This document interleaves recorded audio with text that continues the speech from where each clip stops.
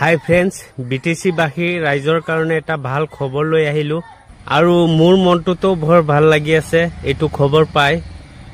বিটিসিৰ হাগ্ৰামা মহিলাৰে কৈছিলে যে ইলেকশ্যনত যদি পাছ কৰিব পাৰে তেনেহলে প্ৰথম কাম হ'ব মাটিৰ পট্টা দিয়া। তো সেইভাবে পাছও কৰি ললে, এতিয়া মাটিৰ পট্টাও দিব।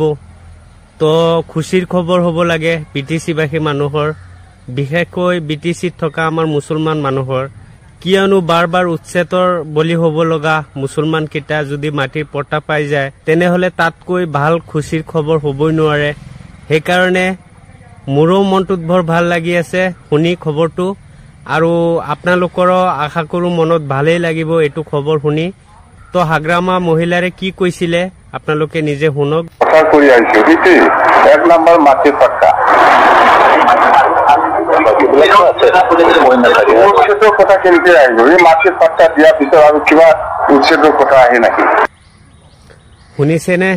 আশা কৰো আপোনালোকৰ মনটোত ভাল লাগিছে, আৰু যদি ভাল লাগিছে তেনেহলে মোৰ চেনেলত যদি ফাৰ্ষ্ট চাই আছে তেনেহলে সাবস্ক্ৰাইব ফলো অৱশ্যই কৰি দিব। জয় অসম।